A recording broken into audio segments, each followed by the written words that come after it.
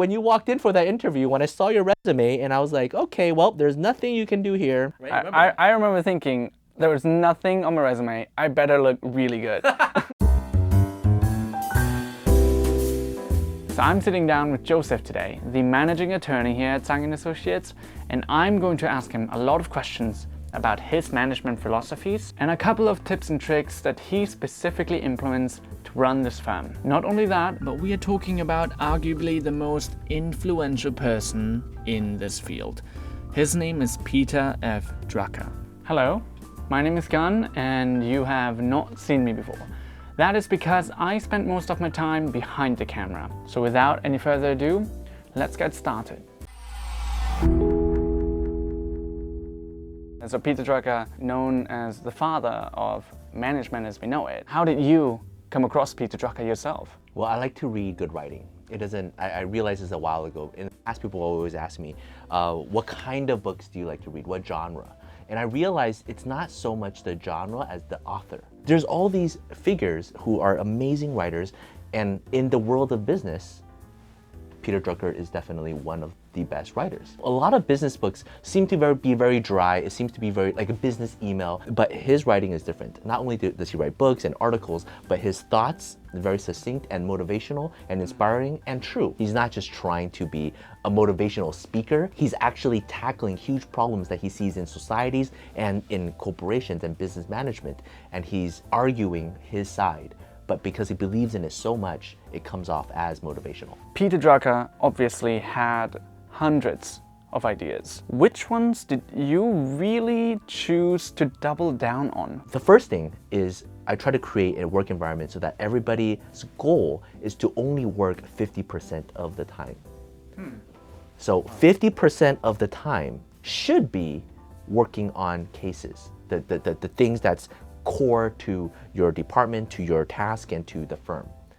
The other 50% should be focused on projects, things that are not immediately relevant to the cases, things to improve the firm in any way, shape, or form. Marketing, how to be more efficient, things to improve the work process and work environment and culture, things that are tangentially related but not the case itself. Don't treat work purely as work itself for the employee, and that's not the only thing you should measure. You should also measure each employee's growth as a person. The role of the manager, and he says this all the time, is to make individual weaknesses obsolete. You have certain weaknesses, somebody else has certain weaknesses, but they complement each other. And that is why a corporation as an entity is stronger than the sum of its parts. But you can only achieve that if you see people as people and not robots. It seems like that the legal industry has been a little bit slow to catch up to this kind of idea, right? Or at least that's the impression that it gives. Why is that? In pre-law and in law school attracts people who are highly motivated, but they're singularly focused. They are really good at making arguments, research, and putting thoughts together, and they themselves are excellent.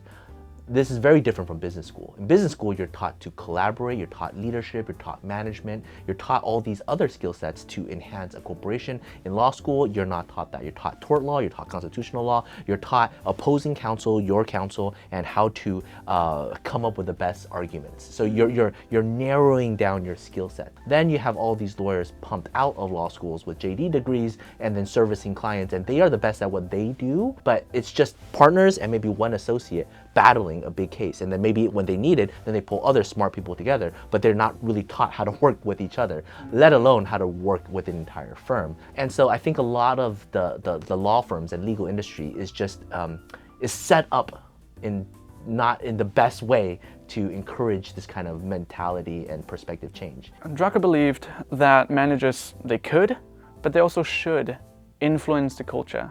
They should play a key role in creating and fostering the environment around them. It's obviously a long-term process, but what are some things that you do? Like, what are the seeds that you plant, and how do you do that? Walk us through. I like to play a lot of chess, both Chinese chess and international chess, and what strategy you do on the chessboard depends on the pieces that you have. And what's unique is that each individual piece, each individual knowledge worker, they don't necessarily have all the skill sets they have the potential to have right now. For example, when you were an intern, You were just the charming, good-looking, handsome individual without any of the skill sets that you have now.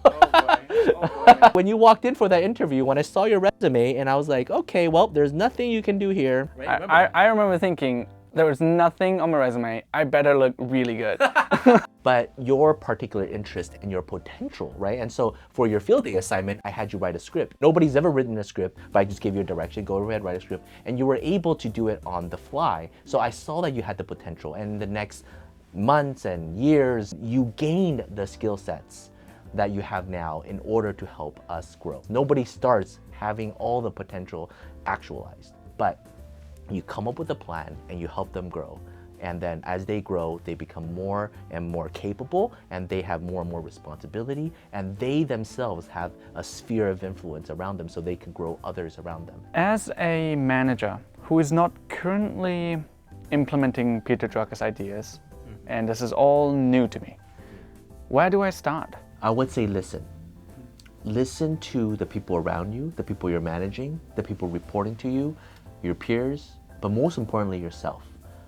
Find out what is it that you guys want, because every firm culture, every team culture, your own career goal and their career goal is all going to be different. Everybody has different goals, and sometimes they might be in conflict with one another. But if your employees, if your team members, they're complaining about something, don't immediately write it off as, oh, you just want to be lazy. Everybody requires their own management style and their own type of environment. And they will naturally create the environment that they like. Your goal is just to make sure everybody is blooming and fostering at the right time and place. What is it that you want to see? How do you want your work to be like every single day? How do you want your life to be like every single day?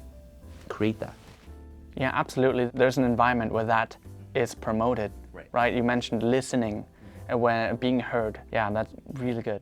Thank you guys for watching today's video. If you like this, please leave a thumbs up, subscribe to our channel, and a comment below. We're going to have another episode coming out soon, so be on the lookout for that. But in the meanwhile, thank you for watching and see you next time. Bye.